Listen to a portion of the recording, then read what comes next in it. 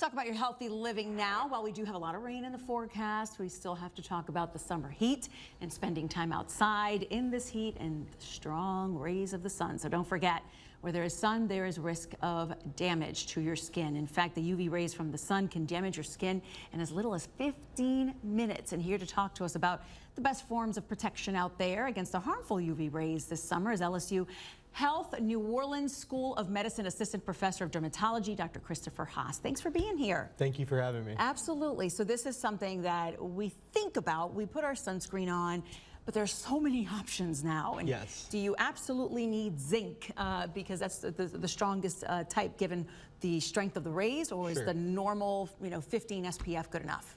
Well, so SPF 30 is typically where we like to start, although personally I like SPF 50 to recommend to my patients. And zinc seems to be more popular, zinc and titanium dioxide, because of the chemical components of some of the sunscreens have got a lot of people sunscreen averse.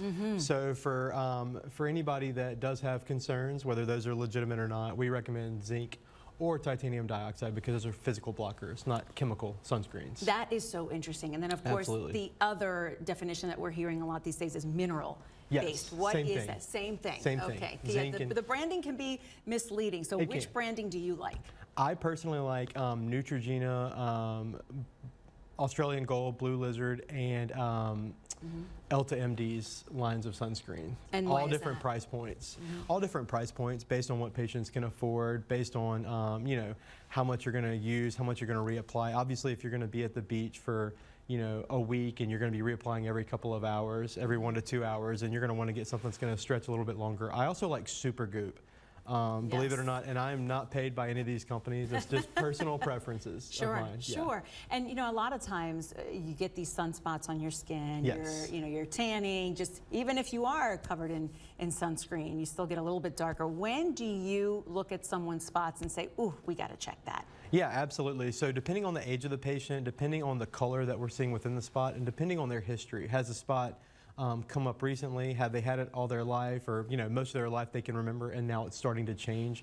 Those are all things that trigger us to take a closer look and consider maybe biopsying it to see if there's anything else going on. If you can talk about just when you start to get concerned, when you start to see the changes in the shape, what are some advanced signs that, okay, we're talking more than just sun damage? Absolutely. So anytime you see a jet black color to a mole, that's something to concern yourself with. Now, a lot of people grow darker moles, especially people with darker skin types. They'll just grow really dark moles, and so that's not of concern. If you have a mole that has been a kind of bland, pigmented brown color for most of the time you can remember, and all of a sudden you're starting to notice change, especially if it's becoming much darker, if it's got more than one color within it, if it develops any symptoms, if it becomes itchy, if it becomes painful, if it starts to bleed on its own without you having to manipulate it.